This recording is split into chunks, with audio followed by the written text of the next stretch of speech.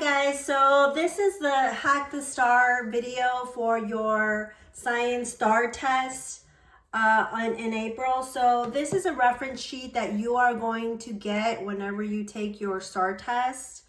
And what we're going to go through in this video is a little reference sheet of things that you will write down on the day of your test. And I know it might seem like it's a lot because I mean, we have done almost a whole year of 8th grade science. But I promise you, the more you watch it, the easier it will become. And so the day of the STAR test, when you get your periodic table, you can write all this stuff down before you start your test. And you can just refer back to it if you need to. So let's go ahead and start. So I'm going to go ahead and start by coloring my periodic table or outlining it. The metals, the metalloids, and the non-metals. So I'm going to go ahead and start with the metals. I'm going to do my metals in pink. And I'm not going to outline hydrogen.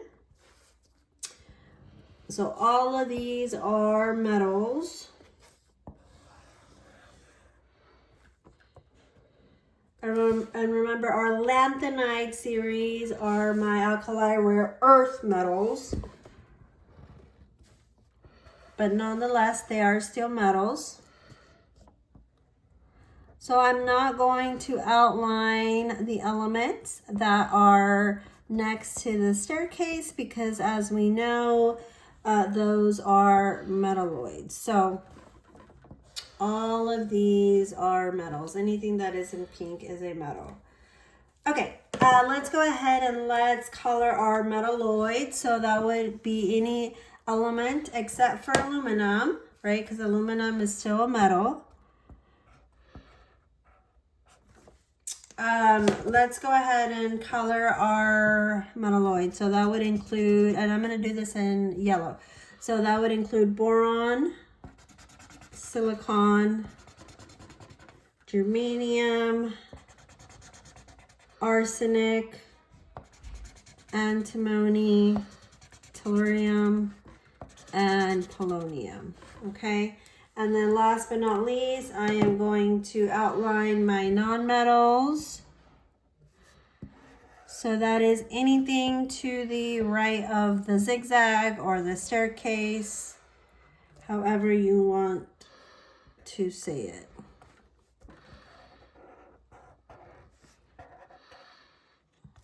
And let's not forget our hydrogen over here. Okay, all right, so that is how our periodic table looks colored. Let's go ahead and write down some properties of each, because that is what the STAR test will want you to know, is what the properties of each are. So down here, let's go ahead and write down the properties of metals. So we know metals are to the left of the zigzag or the staircase. They are good conductors of electricity. They are malleable, which means that you are able to bend them into thin sheets. And then ductile, you are able to make them into a wire. So these are just some properties of metals, and we shaded those pink. Okay, so now let's write down our metalloids. Now these properties are different in the sense that they can vary. So properties vary because remember, some of these elements have properties of metals, and then some of them have properties of non-metals as well. So we color these yellow. For example, some of these can be semiconductors instead of good conductors. So, and then last but not least is our non-metals. And we said that we colored these blue. And these are not good conductors of electricity. So we would say non-conductors. Non-conductors, they're mainly more insulators, and they are brittle.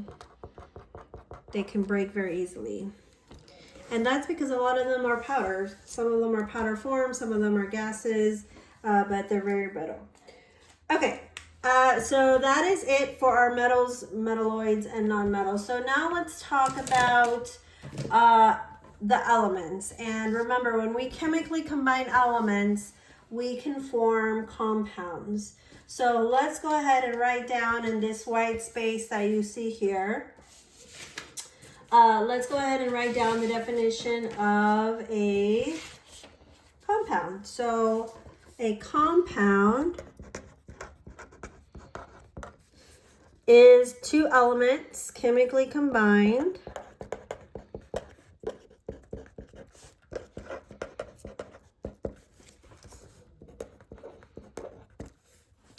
Now, if you have two elements, that means that you would need two capitals. Because remember, there's some elements that have only one letter, so one capital letter, and then there's some elements that have two letters, but the first letter is always capitalized. The second one is always lowercase. Okay, so let's look at an example. So an example would be C6H12O6. So this is actually the chemical formula for glucose here. So we can see in our formula that we have three elements because we have three capital letters.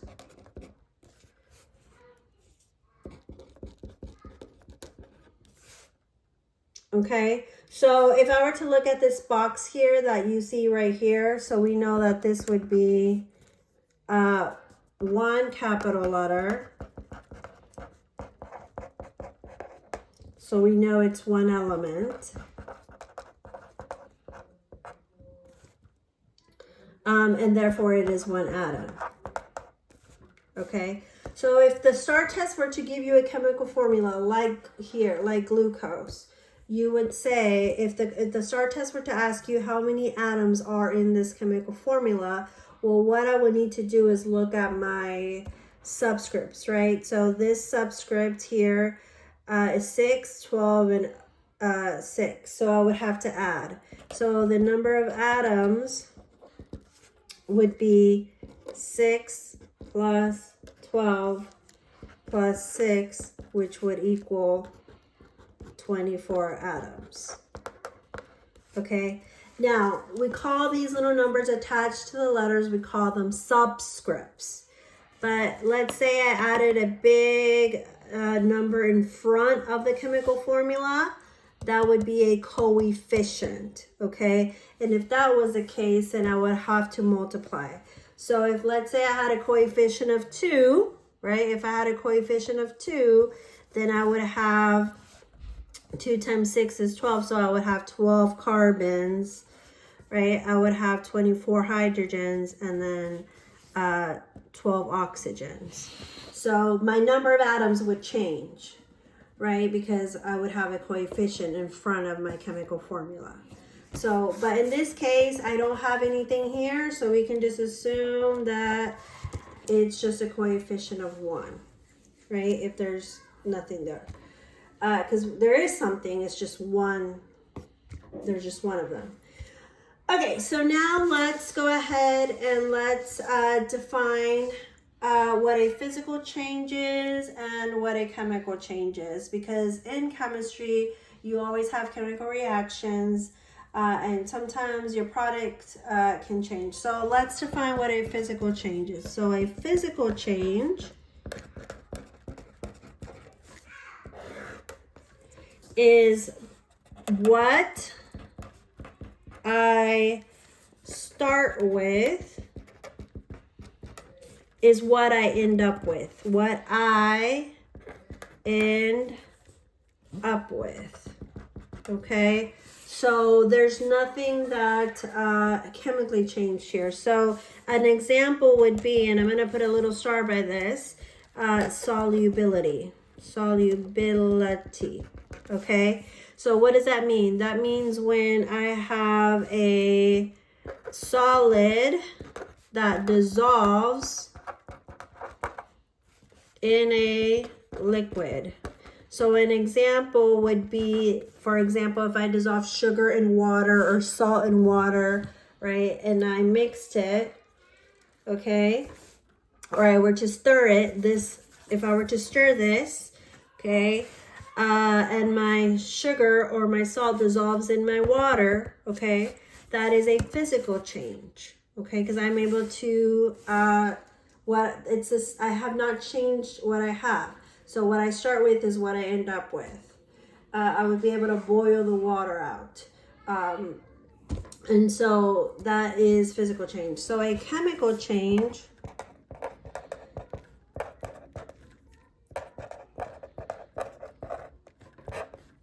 is a little different, right? And a chemical change is what I start with, I don't end up with, right? So it is an unexpected change. So there are some indicators that you have a chemical change or a chemical reaction has occurred. And that is why I wrote it here, because I want to, on this space right here, I want to write the acronym that we talked about. And I know that it's been a long time since we talked about it, but cold pig, okay, cold pig. So cold pig, each letter stands for an indicator or something that lets you know that you have a chemical change or a chemical reaction has occurred. So C stands for color change. O stands for odor. L is for light emitted. So any form of light emitted. D stands for decrease in temperature. I'm just going to abbreviate temp. P stands for precipitate. So what is a precipitate? Remember I don't know if we did the Red Bull lab, but a precipitate is when you have a liquid plus another liquid, and then you have a solid forming. Okay, so liquid plus liquid equals solid. That's when you have a precipitate. Okay, when you have two liquids and all of a sudden you have a solid. So you know that a chemical change has occurred. The I is for increase in temp. And then the G stands for gas, right? So how do we know we have a gas? Normally we see some sort of bubbling, so bubbles, some fizzing going on. Okay, any type of smoke or burn, fire, you know that there is a chemical, you start off with something different. Okay. All right, so that is the difference between physical change and chemical change. So now let's talk about the law of conservation of mass. So the law, I'm going to go ahead and turn the paper around. And I know, again, like I said, this is a lot of writing, but I promise you once you have watched this multiple times, it'll be easy for you to remember, so that way you can write it on the day of Staar. Okay, so law of conservation of mass. Law of conservation of mass. So let's define what this is. So this is matter or mass that cannot be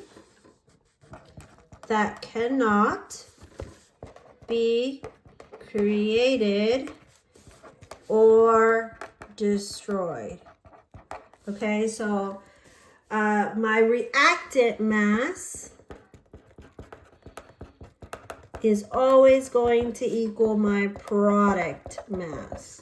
So remember, reactants are on the left side of an equation or an arrow, and then products are what you produce. They're on the right side, okay? So I'm going to give you an equation. This is just an example, Okay, let's say my reactant is calcium carbonate, and this is a formula for it. Ca, this is calcium. I have a carbon and then I have an oxygen. This is my formula, CaCO3. Okay, that's my reactant, and that's going to yield CaO plus CO2. Okay, that is my chemical formula here, okay? But let's say on Staar, they were to tell me that I have 10 grams of CaCO3, okay? And let's say I know that on the other side of my arrow or my equal sign, we could also put an equal sign here, we know that I should have 10 grams as well, right? So let's say I have 6.2 grams of CaO, okay? So what is left over? So I know I have to have 10 grams, so 10 minus 6.2 is going to be 3.8 grams. Okay, so 6.2 grams plus 3.8 grams gives me 10 grams. So I know I have 10 grams on both sides of my equal sign or both sides of my arrows. Okay? All right, so now we have covered what we need to cover in the front. Let's go ahead and turn our paper over. And let's go ahead and talk about the formulas on the back. So you will have this whenever you take the STAR test. So let's go ahead and let's write down our triangles for each one of these formulas. So our triangles are just an easy way for us to manipulate variables because they might ask us for any of these variables the day of STAR. So density equals mass divided by volume. So density equals mass divided by volume, right? So I can manipulate this. So if I were to solve for density, I would cover the D, and it's M divided by V. If I wanted to solve for mass, I cover the M, and that is density times volume, right? So if they're next to each other, you're going to multiply. If one is on top and one is on bottom, you're going to divide. So the formula or the triangle for speed would be speed equals distance divided by time. Okay, and then the one for net force, F equals ma. So F equals m times a. So remember, whenever you take the STAR test, you're going to have to manipulate this. Okay. So let's go ahead and let's define more accurately what average speed is. So, because sometimes what they'll do is they'll give you a graph and they'll ask you to find the average speed. So average speed equals the end distance minus the start distance divided by the end time minus the start time. Okay. Now for F equals ma, let's go ahead and let's just write our units here. So force is always in newtons. Mass is, for the most part, is in kilograms. And then acceleration is in meters per second squared.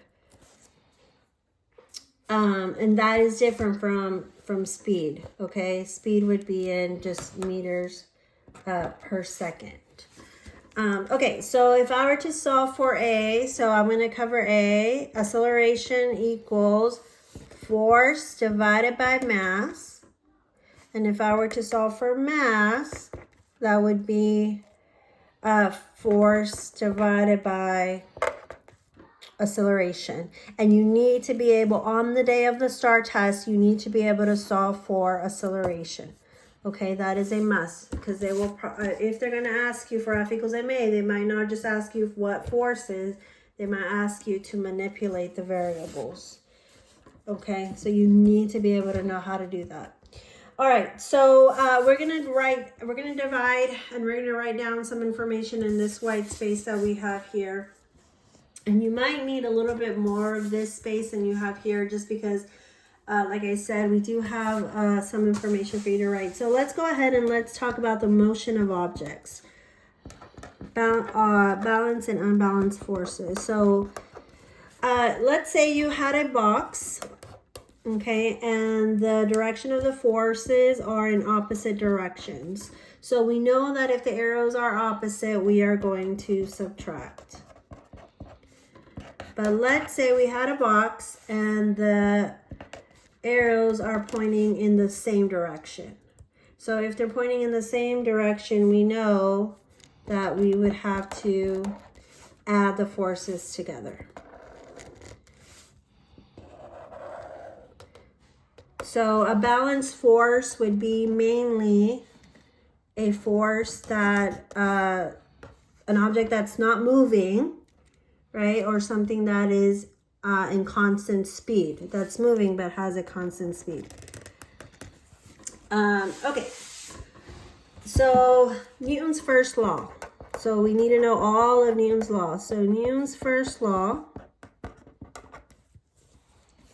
is the law of inertia. So what does this law say? It says objects in motion want to stay in motion. Objects at rest want to stay at rest. Okay, so when an object has more mass, that means that they're going to have more inertia. Okay, all right, so that is Newton's first law.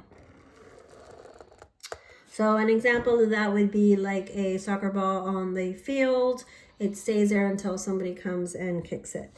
Newton's second law is our math equation, F equals ma. So what does acceleration depend on? So acceleration depends on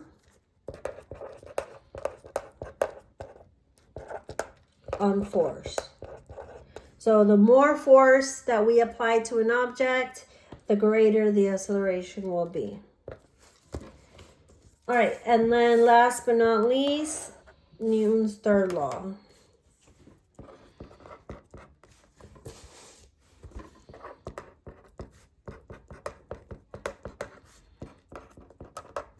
So what does this law say? So Newton's third law says for every action,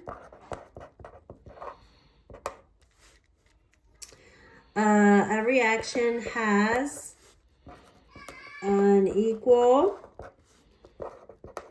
and opposite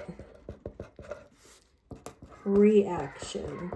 Okay, an example of this would be, for example, the bumper cars, or the rocket in space, or the rocket that's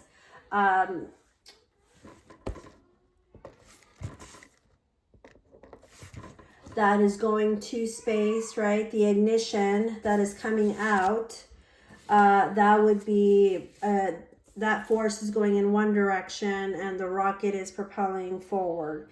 And so for every action, there is an equal and opposite reaction. Okay, so that is Newton's third law. All right, so now that we have all of our Newton's laws, let's talk about energy transfers or energy transformations. So I'm going to write that here. Energy transformations. So let's talk about a circuit first. So circuit, for the most part, you're always going to start off with some type of battery or chemical energy. So I'm going to write chemical. So what happens to that energy? So it gets converted into or transformed into electrical. And then radiant and thermal. So this could be a flashlight, for example. And it always gives off heat. Okay. And then you have your food web. So a food web energy transformation would start from the sun. So within the sun, you have nuclear reaction. So that's why we always start with nuclear. And that gets transformed into radiant energy. And then chemical and thermal.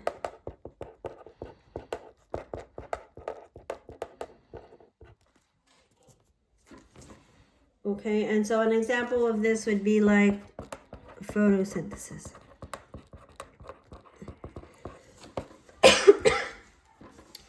Another example would be amusement park ride.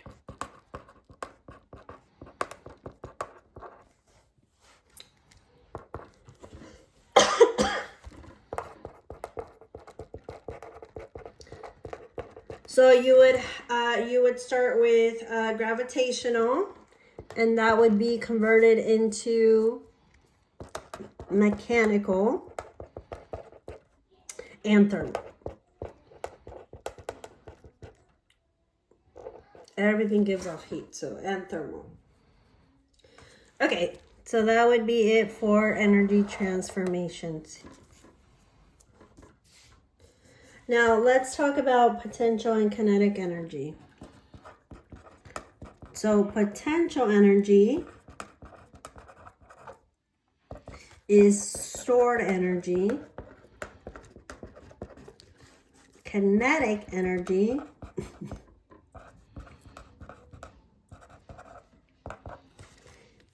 is energy in motion. So the higher you are, or if your height increases, that means you have, I'm sorry, you guys, you have more potential. Okay, so the example that we always give is a roller coaster, right? So if we're on top of the roller coaster, if our little car is on top of the roller coaster, we are at 100% gravitational potential energy, right? As we're going down here, we're at 50%. And then at the bottom, we are at gravitational kinetic energy, 100% again. And our gravitational potential energy would be 0 here. Okay.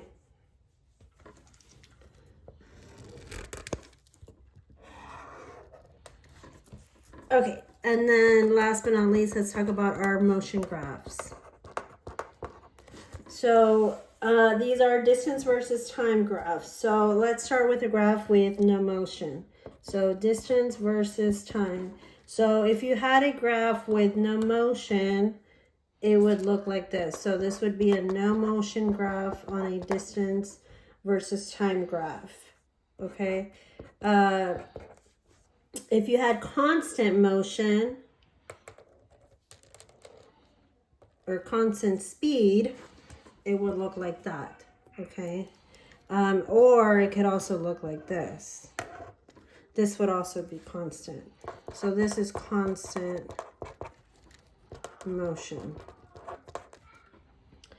And then if you had acceleration or changing motion, your graph would be curving, okay? And distance versus time, and now it could also curve downwards like this. So this would be changing motion, where you had some form of acceleration here.